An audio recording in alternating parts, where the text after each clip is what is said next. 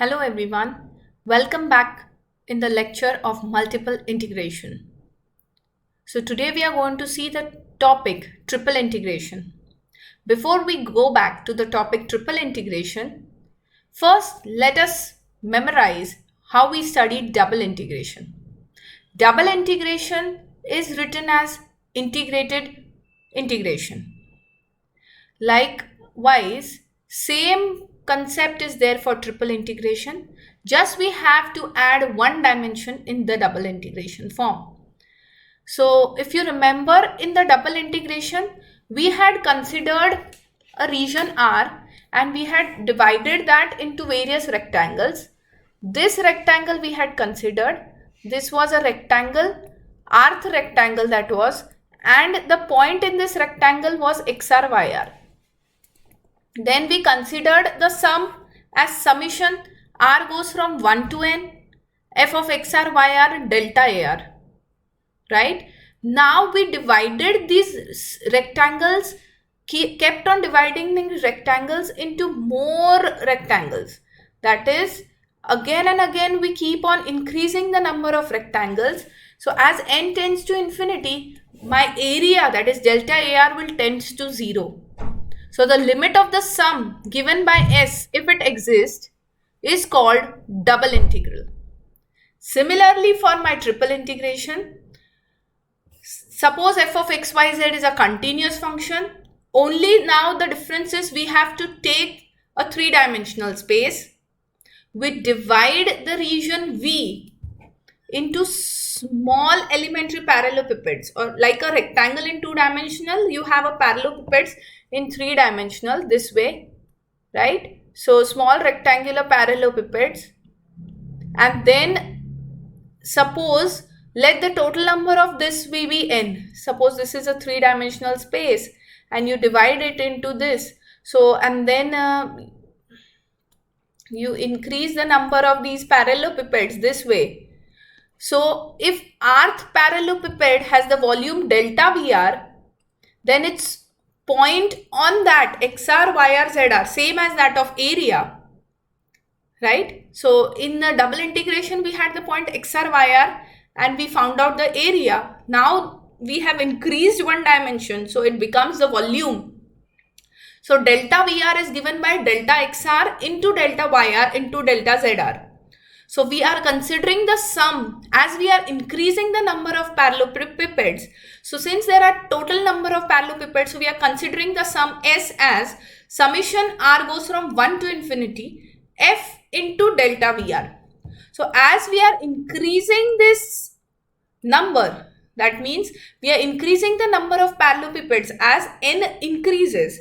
That means if n tends to infinity, obviously the parallelepiped's volume will keep on decreasing and it will tend to 0. So limit of this sum that is equation number 1, if the limit of this sum exists, this is called triple integration. So triple integration is defined as volume V f of x, y, z dx, dy, dz, limit n tends to infinity as we are increasing number of n, and it is the sum that we have taken in the earlier part, right? Now let us see how to evaluate the triple integration. So evaluation of triple integration has three integration as the name suggests. So there will be three integrations in total. So as the integration increases, we have to decide with what to integrate first. So always the order of integration won't be dx, dy, dz or dz, dy, dx. So we have to look into the innermost limits first. As we do in the double integration, we check the innermost limits and then we decide what will be the outer limits. Similarly for triple integration, now the innermost limits here can be in form of, if I have taken an example here, if the innermost limits are in the form of x, y and z, in this case, you can see that it is in the form of xy. So here we can consider this as a function of first z, right? So innermost limits will be in form of x and y, right? So I can integrate with z first.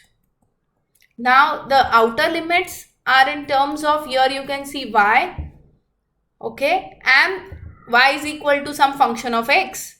That means y is equal to some function of x. So next I will integrate with respect to y. And the outermost limits, that is constant, is in x. So depending upon your limits, we will have to decide with what to integrate first. Okay.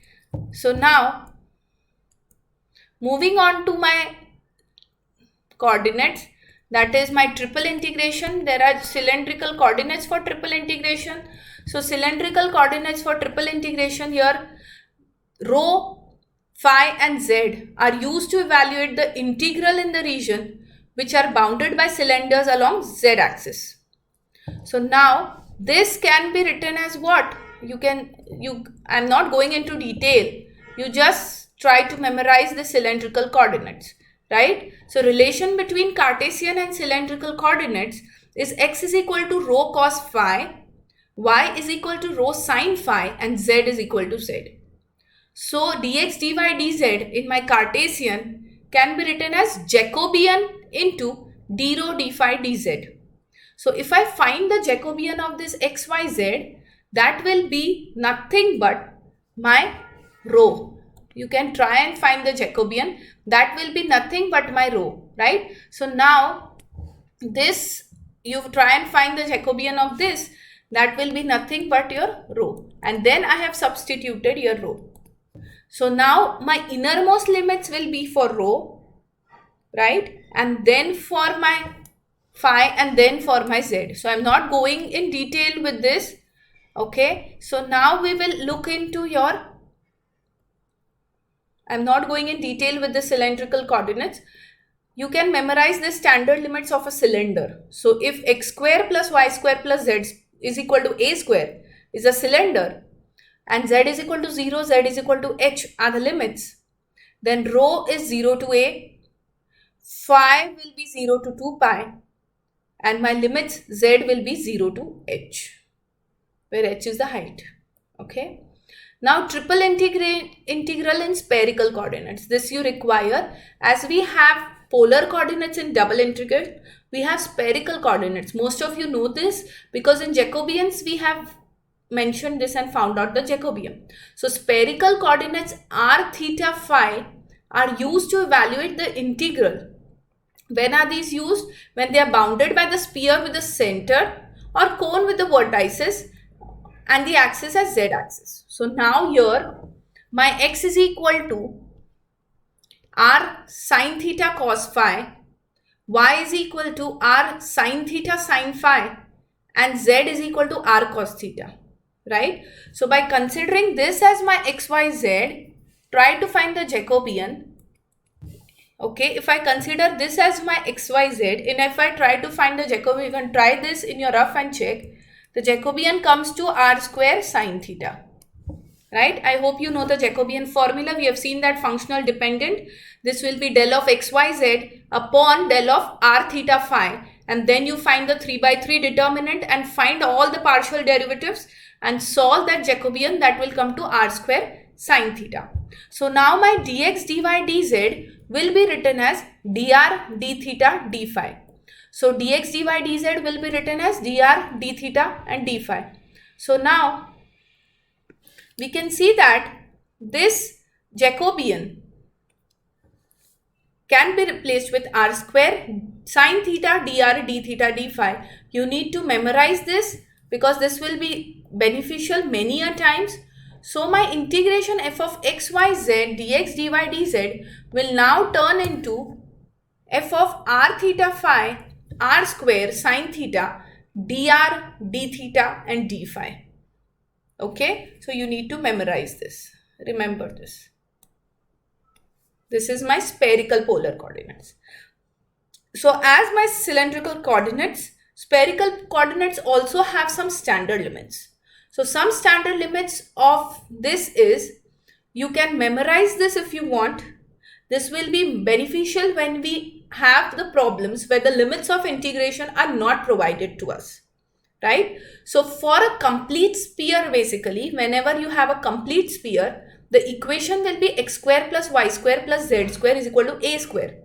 Can also be written as r square is equal to a square, or r is equal to a, right? So if you have a complete sphere, you have three limits, and now in the spherical polar coordinates, your innermost limits becomes r, then theta, and then phi. Whereas in double integration, it is r and theta. Here you have innermost as r, middle as theta, and outermost as phi. So my standard limits for r for a complete sphere is 0 to a. For theta, it is 0 to pi. And for phi, it is 0 to 2 pi. For a hemisphere which is only in the upper part, that is z-axis is greater than 0. So my limits will be r is from 0 to a, theta is from 0 to pi by 2. Okay, please make a note of this. And phi is 0 to pi. So other two limits are same, only the change is in theta. And for a positive octant of a sphere, same as a positive quadrant in double integration, you have a positive quadrant, here you have a positive octant.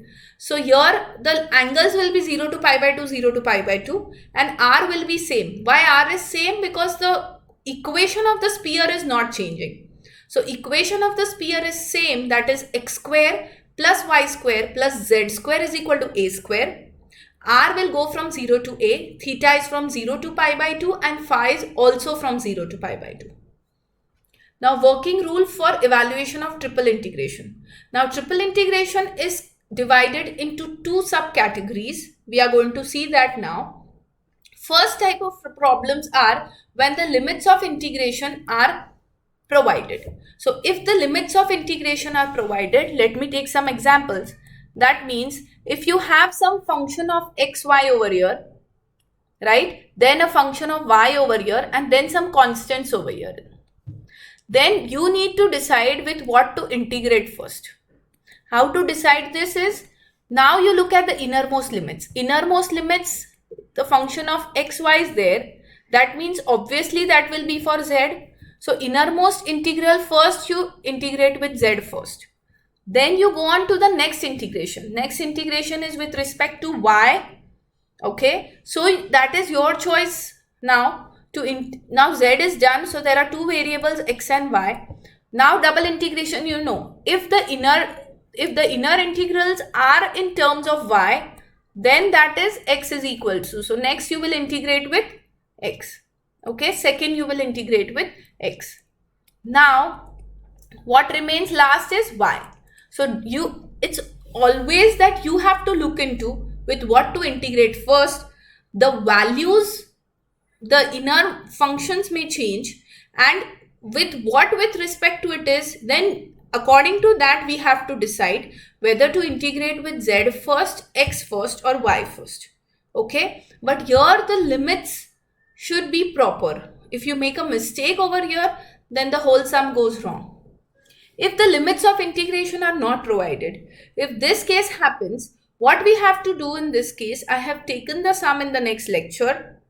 Okay, so what will happen is, if the limits of integration are not provided, you will have to find the limits. So what you need to memorize here, sometimes the standard limits that we did right now, that is a positive octant of a sphere, a hemisphere, or a complete sphere, those standard limits will be beneficial. But sometimes the limits are not available. For example, if you have a paraboloid, if you have a cone or something like that. So instead of taking, my suggestion for you is, instead of doing these integration by cylindrical coordinates, because how much will you learn? Will you substitute the cylindrical, then spherical, and so many things to learn back? So instead of learning the cylindrical coordinates, what you can do, the spherical coordinates only you can learn. So even if you learn these one spherical polar coordinates, that is enough. So what you do now, whenever you have a triple integration sum and limits of integration are not provided and there is some integrand inside, so what you do is first, and regions will be given to you like we did in double integration. Some cone will be given, some planes will be given. So whatever equations are given for your surfaces, the three-dimensional surfaces, find the value of z from it. So once you get the value of z, substitute in the innermost integration, right? And then integrate with respect to z first. Okay, integrate with, usually we can do that. Now it is your choice. Integrate with respect to z first. Then what you can do, once the z is used, your triple integration now will be converted into double integration. And then in the last lecture, we have seen how to convert into polar coordinates. So then you can divide that into polar coordinates by substituting x is equal to r cos theta, y is equal to r sin theta. And using that logic, we can solve the integration. So triple integration, first find the values of z. And this triple integration now will be converted into double integration, which in turn you convert into polar coordinates and solve. This is one of the way of solving where the limits of integrations are not provided. Okay. So this was the working rule for evaluation of triple integration. So basically now we will see the limits. In this lecture, we will see the sums where limits are given to us and how to integrate the sums.